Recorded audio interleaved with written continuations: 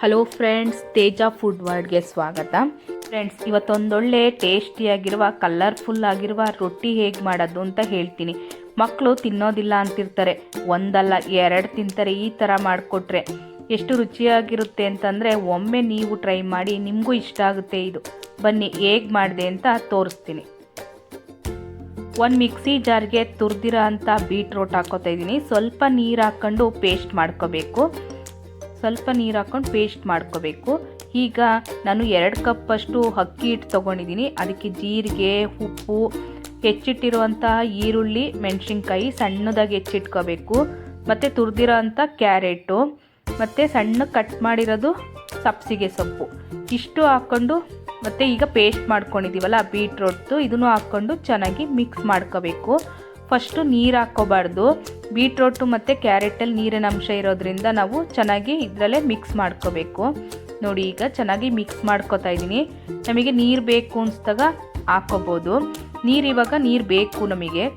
ಬಿಸಿನೀರನ್ನ ಕುದಿಯೋಕ್ಕಿಟ್ಟು 1 spoon ಅಕ್ಕಿ ಹಸಿಟ್ಟು ಹಾಕ್ಕೊಂಡು ಮಳಸ್ಕೊಂಡಿದ್ದೀನಿ ನೀರನ್ನ. ಈಗ ಹಾಕ್ಕೊಂಡು ಮಿಕ್ಸ್ ಮಾಡ್ಕೊಳ್ಳೋಣ. ನೋಡಿ, ಈಗ ಚೆನ್ನಾಗಿ ಇಟ್ಟು ಕಲಿಸ್ಕೊಂಡಿದ್ದೀನಿ.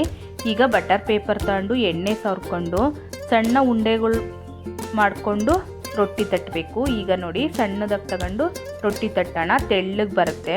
ಚಿಕ್ಕ ಉಂಡೆ ತಗೊಂಡ್ರೆ 1 ಕಪ್ಪಲ್ಲಿ ನೀರು ತೊಗೊಂಡಿದ್ದೀನಿ. ನೋಡಿ, ಈಗ ಚೆನ್ನಾಗಿ ತಟ್ಬೋದು. ಎಷ್ಟು ಚೆನ್ನಾಗಿ ಬರುತ್ತೆ ಅಂತಂದರೆ ನೀವೇ ನೋಡಿ ಫ್ರೆಂಡ್ಸ್, ಅದಕ್ಕೆ ತುಂಬ ಚೆನ್ನಾಗಿ ಬರುತ್ತೆ. ಆದರೆ ಕ್ಯಾರೆಟು, ಈರುಳ್ಳಿ ಎಲ್ಲ ಸಣ್ಣದಾಗಿ ಹೆಚ್ಕೋಬೇಕು, ಇಲ್ಲಾಂದರೆ ರೊಟ್ಟಿ ಕಿತ್ತೋಗುತ್ತೆ. ಈಗ ನೋಡಿ, ಮಧ್ಯದಲ್ಲಿ ಹೋಲ್ ಮಾಡ್ಕೊಳ್ಳಿ, ಚೆನ್ನಾಗಿ ಬೇಯಲಿ ಅಂತ ಅಷ್ಟೇ. ಈಗ ಹೆಂಚಿಟ್ಕೊಂಡು ಹೆಂಚು ಕಾದಿದೆ. ಈಗ ರೊಟ್ಟಿ ಹಾಕ್ತಾಯಿದ್ದೀನಿ. ಈಗ ನೋಡಿ ಎಷ್ಟು ಚೆನ್ನಾಗಿ ಬಟರ್ ಪೇಪರು ಅಷ್ಟೇ ಮೇಲೆ ಚೆನ್ನಾಗಿ ಬರುತ್ತೆ. ಈಗ ನೋಡಿ ಎಷ್ಟು ಚೆನ್ನಾಗಿ ಬರ್ತಿದೆ, ಅಂಟ್ಕೊಳ್ಳೋದಿಲ್ಲ, ಏನೂ ಇರಲ್ಲ. ಈಗ ನೋಡಿ, ಬಟರ್ ಪೇಪರ್ ನಾನು ತೆಗಿತಾ ಇದ್ದೀನಿ. ಈಗ ಇದಕ್ಕೆ ಕ್ಲೋಸ್ ಮಾಡಬೇಕು, ಬೇಯಬೇಕು. ಅದಕ್ಕೆ ಕ್ಲೋಸ್ ಮಾಡ್ತಾ ಇದ್ದೀನಿ.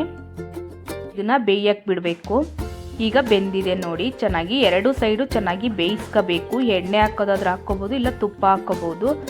ನಾನು ಎಣ್ಣೆ ಹಾಕ್ಕೊಂಡಿದ್ದೀನಿ. ಈಗ ನೋಡಿ ಎಷ್ಟು ಚೆನ್ನಾಗಾಗಿದೆ ಅಂತ ಫ್ರೆಂಡ್ಸ್. ತುಂಬ ಚೆನ್ನಾಗಿರುತ್ತೆ, ತುಂಬ ಟೇಸ್ಟಿಯಾಗಿರುತ್ತೆ. ನಾನು ಚಟ್ನಿ ತೊಗೊಂಡಿದ್ದೀನಿ. ಚಟ್ನಿ ಪುಡಿ ಮೊಸರು ಜೊತೆ ತುಂಬ ಚೆನ್ನಾಗಿರುತ್ತೆ ಟೇಸ್ಟು.